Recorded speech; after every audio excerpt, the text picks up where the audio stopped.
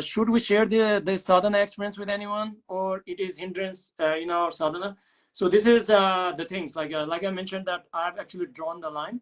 So I received a question this from this is a last participant.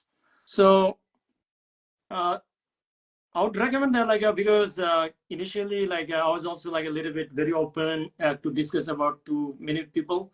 But slowly I realized there are a few things I cannot share it here, which are very, very sacred in nature. There are two lines you need to draw as a spiritual practitioner.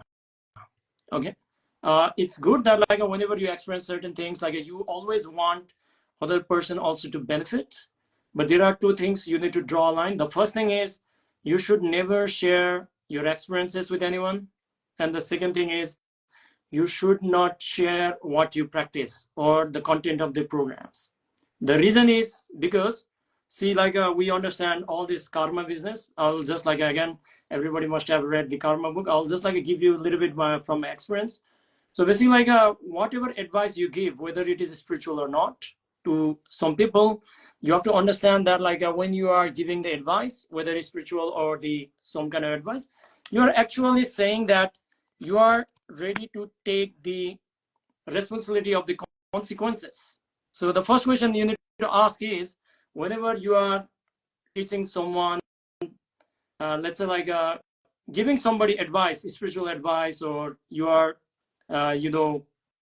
doing practice correction, even the practice correction or sharing your experiences, are you ready for the consequences? Because whatever you share, because all the spiritual experiences are highly subjective in nature.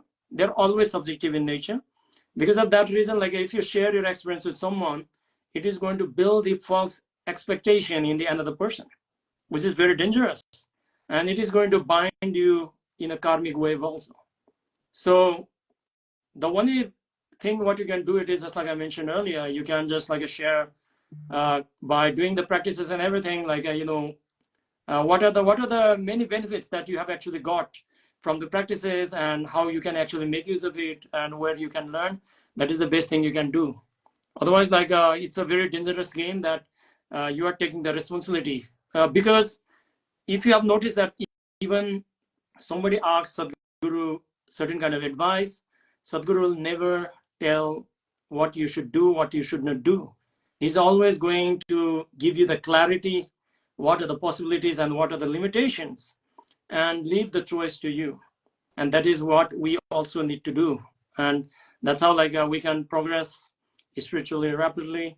And we're not going to build the wrong kind of expectation to other people, because some people will be sharing that certain kind of flowering has happened, some kind of I saw green light, I saw Shiva, somebody sees somebody else. These are all, you have to understand that these are all happening through the mind only, mind and mind alone.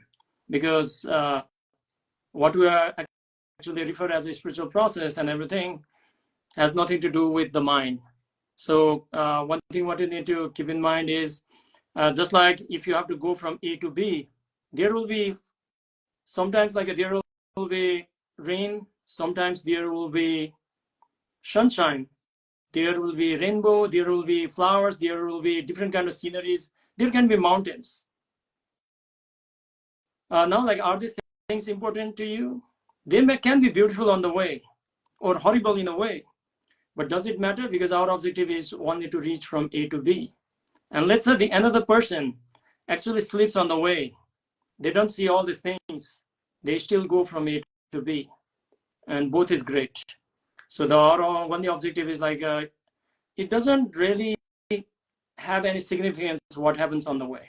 So just if good thing happens, good. If does not happen, very good. I think that is the way of the Isha. So just don't get attached to what is happening through the process, as Sadhguru says.